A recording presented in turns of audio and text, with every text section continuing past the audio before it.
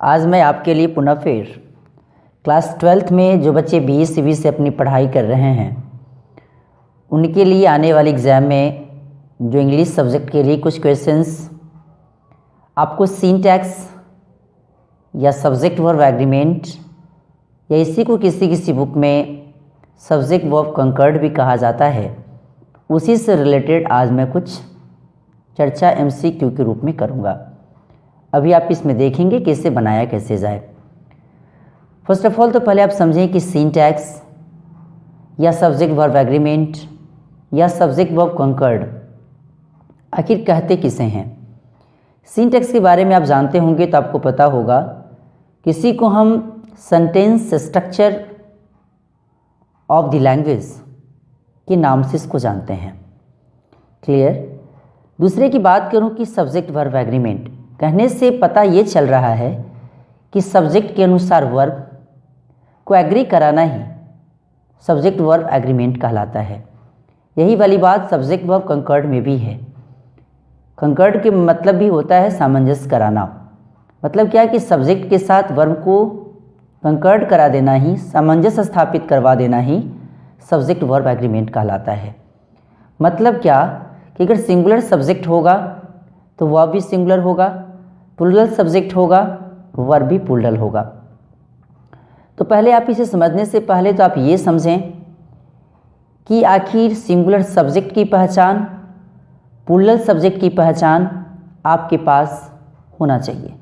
जब तक कि सिंगुलर सब्जेक्ट और प्लूरल सब्जेक्ट की पहचान आपके पास नहीं होगा तब तक आप इसको आसानी से वर्ब कहाँ कैसे लगाने हैं इसे आप नहीं समझ सकते। इसके लिए आप पर्सन्स को समझें। पर्सन में क्या क्या होता है, first person, second person, third person, उसे भी आप समझें। फर्स्ट पर्सन में जैसे आई सिंगुलर के फॉर्म में, वी आपको प्लूरल के फॉर्म में आता है।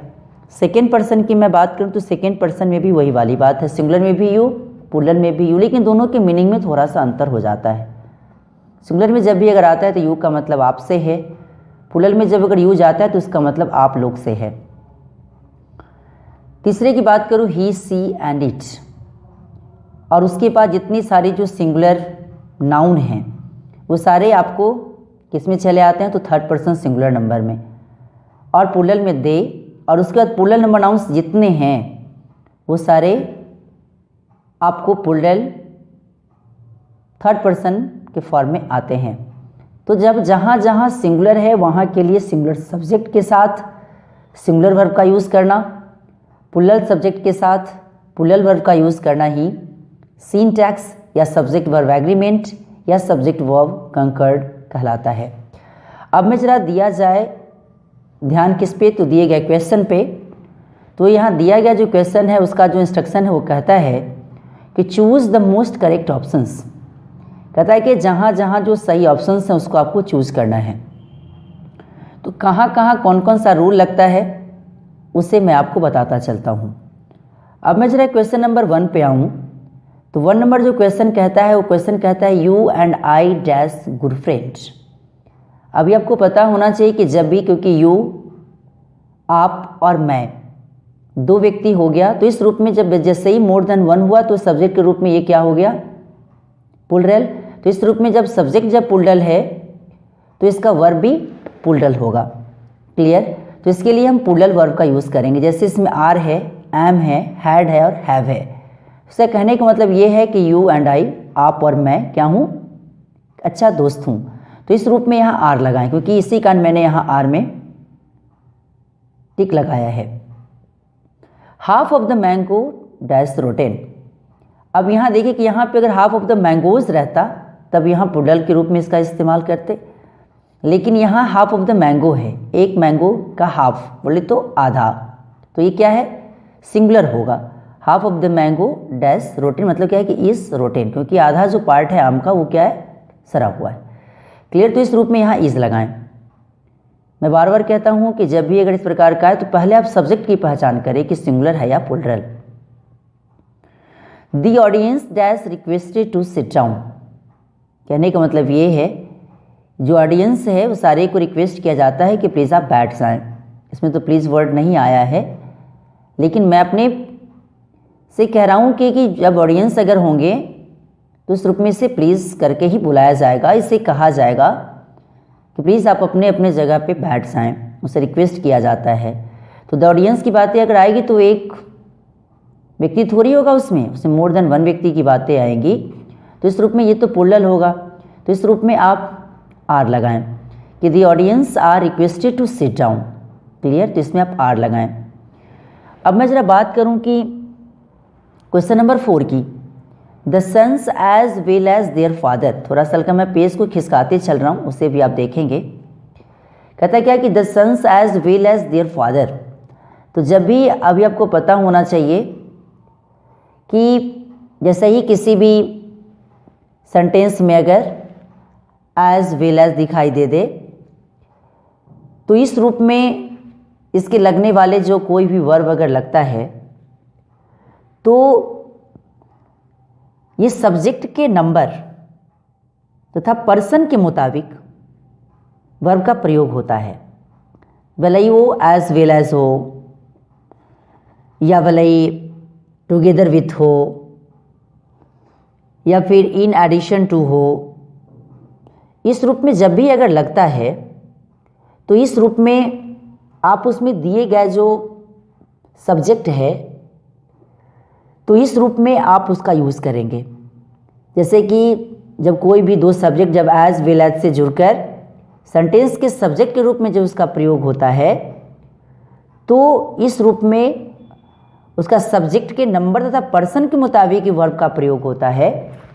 तो इस रूप में जैसे कि अभी आप यहाँ देख रहे हैं कि यहाँ एज वेल एज के पहले क्या लगा हुआ है, सेंस लगा हुआ है जो कि मोर देन वन है, तो इसके अनुसार ये वर्ब का परिवर्तन किया जाएगा। तो इसके लिए आप यहाँ आर लगाएं। अब मैं जरा क्वेश्चन नंबर 5 की बात करूं तो पहले तो आप इसे समझें कि the sons are well as their father dash arrested by the police. वही तो मैं से केवल रूल बताया था। अब इसने कहा कि सन्स और उसके साथ साथ उनके पापा को भी पुलिस के द्वारा क्या कर लिया गया, अरेस्ट कर लिया गया या अरेस्ट कर लिया जाता है। तो इस रूप में जब पास्ट टेंस में रहता तो वाज या वर का यूज़ करना पड़ता, लेकिन यहाँ किसमें है तो इज, आर, हैज़ और हैव है, तो इसमें आपको आर ही लगाना पड़ेगा। क्लियर? अब मैं क्वेश्चन नंबर 5 की बात करूं। क्वेश्चन 5 कहता है क्या कि Ram and Yogendra dash great friends. फिर यही वाली बातें आ गई, दो जैसे एंड से दो कनेक्टेड नाउन्स जोड़ा गया है तो इस रूप में मोर देन वन की बातें आएगी। तो इसके लिए हमें क्या लगाना पड़ेगा, मोर देन वन है बोले तो प्लूरल है, तो इसके लिए हमें प्लूरल वर्ब का ही यूज़ करना होगा। तो इसमें आर है, इज है, हैज़ और हैव है। तो इसमें क्या लगाएंगे, Ram and Yogendra are great friends. Ram और योगेंद्र क्या हैं तो ग्रेट फ्रेंड्स हैं, तो इसके लिए आप यहाँ आर लगाएं। The great scholar and poet died. अभी आपको पता होना चाहिए कि यहाँ एंड से कनेक्टेड तो है, किससे कनेक्टेड है, ये एंड से कनेक्टेड तो है, लेकिन इससे पता ये चलता है कि किसी एक ही व्यक्ति की बात की जा रही है। एक ही व्यक्ति है जो क्या है तो ग्रेट स्कॉलर भी हैं और पोएट भी हैं। इसी पर एक रूल बनाया गया है, जो बच्चे पढ़े होंगे तो रूल तो उनको पता होगा कि यदि दो सिंगुलर नाउन्स एंड से जुड़े हों तथा फर्स्ट सिंगुलर नाउन के पहले आर्टिकल्स या कोई पॉसेसिव एडजेक्टिव्स का यूज़ किया गया हो तो इसे सेम पर्सन अर्थात एक ही व्यक्ति का बोध होता है, अतः इसके साथ सिंगुलर वर्ब का ही आप प्रयोग करें। उसी प्रकार जैसे कि क्वेश्चन नंबर 6 में अभी आप वही देख रहे हैं, the great scholar and poet की बातें आ रही हैं। इसका मतलब क्या है कि एक ही व्यक्ति है जो स्कॉलर भी और पोएट भी हैं। वो भी स्कॉलर किस प्रकार के तो ग्रेट स्कॉलर हैं और ग्रेट पोएट के रूप में हैं। तो ये किसी एक व्यक्ति की बात हो रही है। तो यह कहने का मतलब ये है कि जो ग्रेट स्कॉलर हैं या पोएट हैं दोनों एक ही व्यक्ति हैं, वो क्या हो चुके हैं, मर चुके हैं। तो इसलिए इसमें आप क्या लगाएं, एक व्यक्ति सिंगुलर है तो सिंगुलर के लिए तो हैज़ ही लगेगा क्योंकि सेंटेंस आपका प्रेजेंट परफेक्ट में चल रहा है। तो the great scholar and poet has died. Question number 7 की बात करूं कि the origin of these manners and customs dash unknown.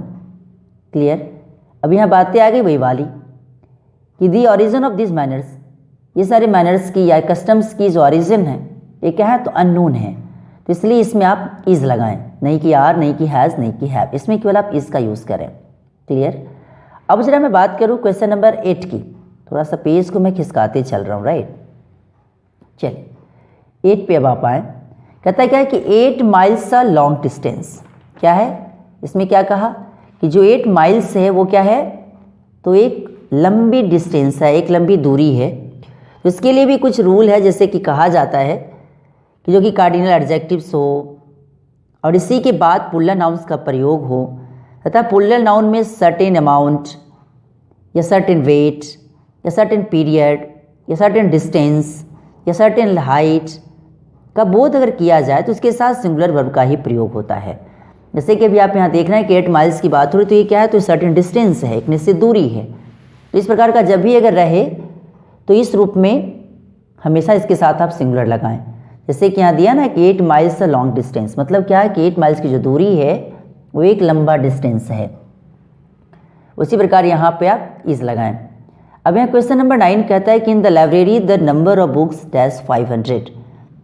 अभी आपको पता होना चाहिए कि आपके दो रूप में द नंबर ऑफ या आ नंबर ऑफ लगता है, क्लियर। तो जब भी अगर द नंबर ऑफ जैसे ही लगे तो इसके लिए आप हमेशा सिंगुलर लगाएं, और जब जैसे ही आ नंबर ऑफ की बातें आएँ तो इसके लिए आप हमेशा प्लूरल का यूज़ करें। जैसे कि अभी आप यहाँ देख रहे हैं ना कि इन द लाइब्रेरी में बोले तो एक निश्चित संख्या में बुक्स की बात हो रही है, इसलिए आप इसके साथ इज लगाएंगे, क्योंकि इसमें आर एम हैज़ और इज दिया है, तो इसके लिए आप इजी लगाएं कि in the library the number of books dash 500। कहता है लाइब्रेरी में बुक्स की संख्या कितनी है, तो 500 है, तो इसके लिए आप इस वर्ड का ही यूज़ करें। क्वेश्चन नंबर 10 जो कहता है ईदर यू और मोहन डैश डन इट।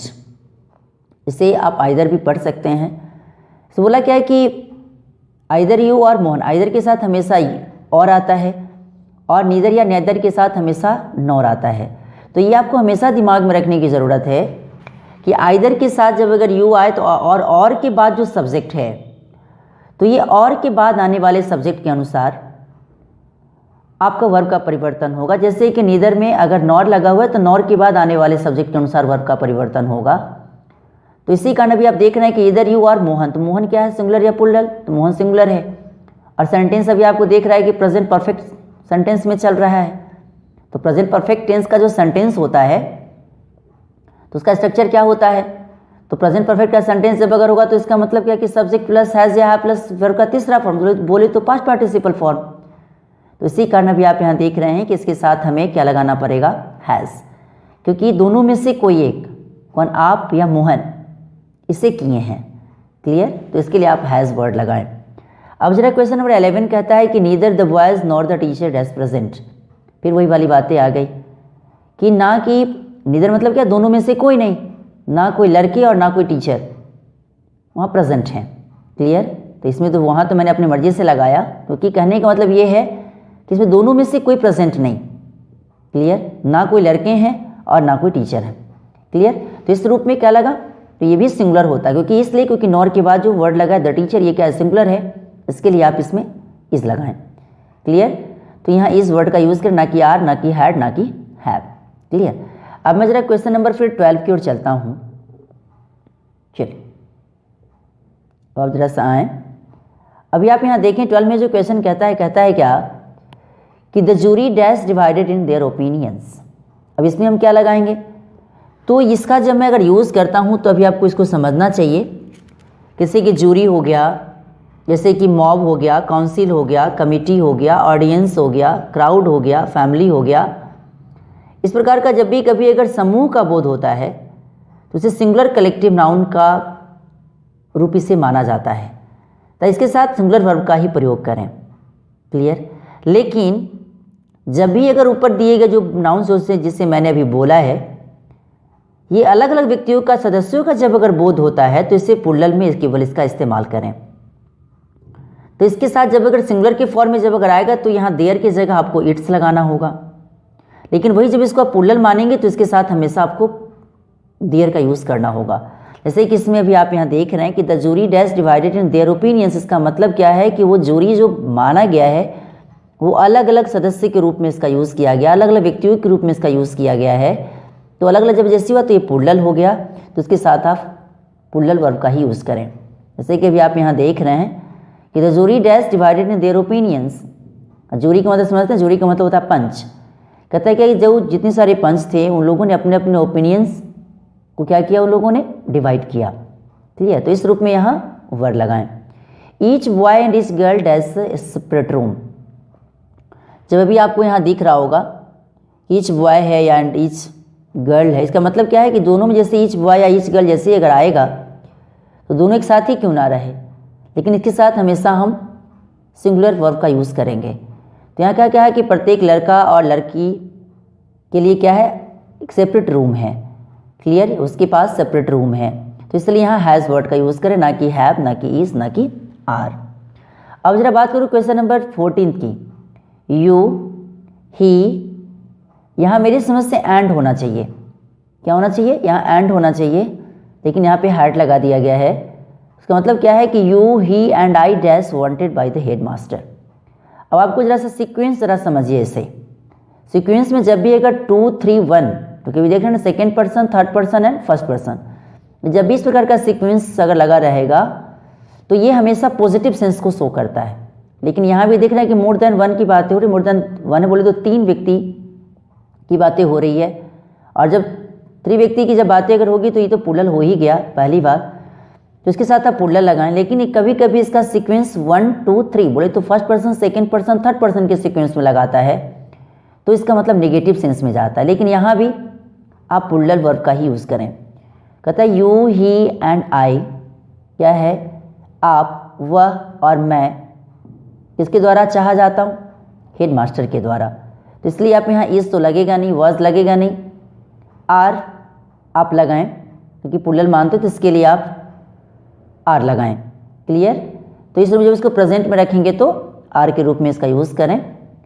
तो इस रूप से अभी आप देखते हैं क्या इसका सेंस क्या निकला, आप, वह और मैं हेड मास्टर के द्वारा चाहा जाता हूँ। क्लियर, तो इस रूप में भी आपने देखा कि सिंटैक्स अर्थात सब्जेक्ट वर्ब एग्रीमेंट या सब्जेक्ट वर्ब कंकर्ड जैसे चैप्टर कि मैंने जो क्लास 12th में जो क्वेश्चन कुछ पूछे जाते हैं उसी से रिलेटेड मैं कुछ MCQ की चर्चा मैंने किया। और ये वीडियो आपको कैसा लगा इसके बारे में लाइक, सब्सक्राइब एंड कमेंट करना ना भूलें, और इसे शेयर भी करें ताकि ज़्यादा से ज़्यादा बच्चा इसे देखकर कुछ सीख सके, समझ सके। Thanks a lot.